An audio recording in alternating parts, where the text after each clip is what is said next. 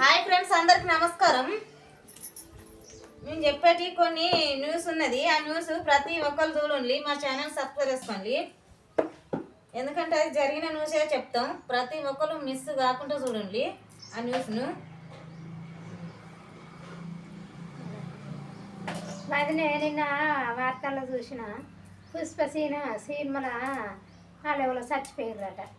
Pushpa cinema కాదురా, Pushpa cinema Allu Arjun తీస్తే ఆ పుష్ప సినిమా చూడటానికి ఒక ఆడమే వాళ్ళ కొడుకు పోతే నలుగురు వెయ్యి ఫ్యామిలీ తోటి పోతే పాప ఉన్న తండ్రి బయట ఉన్నారు, తల్లి కొడుకులు లోపలికి పోతే ఆ తొక్కులాట కింద బాగా దొబ్బేసి నెట్టే వరకు ఆ తల్లి కొడుకులు అందులో మందిలో అందరు దక్కిన వాళ్ళ కథ అన్నీ తల్లి చనిపోయింది, కొడుకు సీరియస్గా ఉన్నారని హాస్పిటల్ వేసిండ్రు అన్నారు. మొన్న నేను 2 రోజుల కింద చూసిన న్యూస్. అయితే ఇక ఈ శాస్త్రానికి ఈ ముచ్చటకు ఒకటి గుర్తుకొచ్చే, ఇప్పుడు చిరంజీవి సీఎంకు పోటీ చేసిండు. పోటీ చేస్తే అందరు మీటింగ్ పోవాలి చిరంజీవి వస్తాడట నన్ను వాళ్ళే పూసుకునే అందరు మన కాలనీ మొత్తం అందరం పోయినవరా ట్రాక్టర్లో పోతే ఏమున్నది, ఇక హుస్నాబాద్లో పెద్ద గ్రౌండ్ బహిరంగ సభ పెట్టే వరకు, ఇక సభలో పోయే వరకు చిరంజీవి దిగే వరకు ఏమున్నది, హెలికాప్టర్ దిగి స్టేజ్ మీదకి వచ్చే వరకు మంది జనం ఫుల్ ఏం జరిగింది కదా, మేము లోపలికి పోదామంటే ఏం చేసి పింఛన్ ఒత్తుతే నేను తీయవుతాలన్నమాట.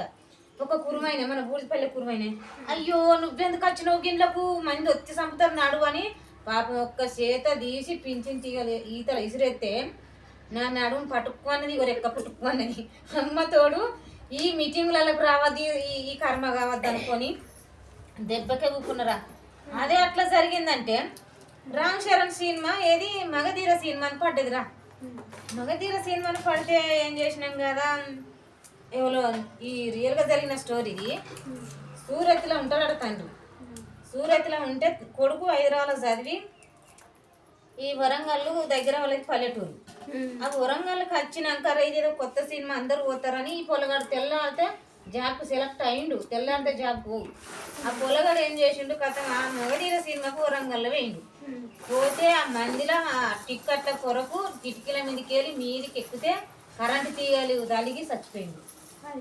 ఒక్కడే చచ్చిపోతే ఆ రోజుల్లో ఒక్క రూపాయి కట్టించిన వాళ్ళు లేరు.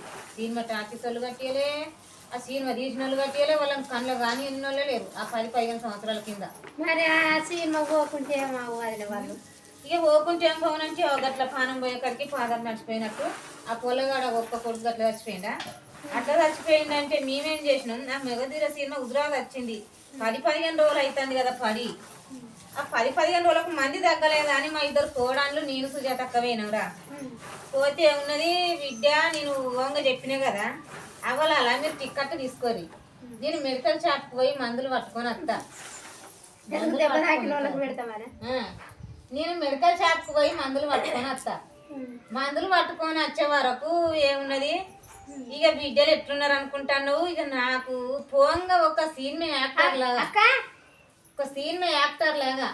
పోతాను ఒక సినిమా యాక్టర్ లాగా తయారైనరా వీళ్ళు ఇంటికాడ నుంచి. అందులో తయారైన కాజాలు కూడా అంత మంచిగా లేదు, అట్లా తయారైచ్చారు మా పోరాళ్ళు. తయారైచిన పోరాళ్ళు టిక్కెట్ కాడికి నేను బొంగ లైన్లు ఉన్నారా. నేను మందులు పట్టుకొని వచ్చే వరకు బిడ్డ ఇక ఎంటికలు ఏర్లో లేచినాయి. అవి ఒత్తడానికి ఆ మంది ఎంటికలు ఏర్లో లేచినాయి, రైకలు భుజాలన్నీ వలిగిపోయినాయి. రైకలు అనిపించింది. నేను అనుకుంటాను కదా ఇది ఎక్కడ వేసమే, ఈ సినిమా పడకముందే రామ్ చరణ్ వచ్చి రైకలు తింపిండా, ఈ కూరంగల రైకలు అన్ని చినిగిన ఏంది. అయ్యో దేవుడా, నేను ఉంటే ఎంత ఘోరంగా ఉండను, నేను వేయిందనంగా అయిందిరో అనుకుంటాను. సాటుకు పోయి బగ్గ నవ్విన, నిజంగా బగ్గ నవ్విన. నాకు సినిమా మంచిగా పడితే పట్టుకో మగధీర సినిమా, నన్ను వాళ్ళనే చూసి నవ్వుతాన్నా, అసలు సినిమా చూస్తలేను.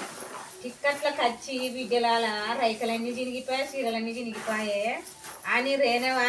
ఈ తారీఖు నేను ఇక సినిమా టాకీలో నాకు సినిమా ఎట్లుంటుందో, మగధీర సినిమా లాస్ట్ ఫ్రెండ్స్ ప్రతి ఒక్కరు మా వీడియో చూసిన వాళ్ళు లైక్లు కొట్టి షేర్ చేయండి. అట్లా జరగద్దు, మనం చేసుకుంటే బతికేటోళ్ళు ఉన్న అది వీలైనప్పుడే చూడాలి. అంత చూసి మనం మలుపుకొచ్చేది ఏమున్నది. నేను 2 చూసిన చెప్పన్నా. అయితే చంటిగాని సినిమా పడ్డది ఇప్పుడు నా పెళ్లి కాకముందు. అప్పుడు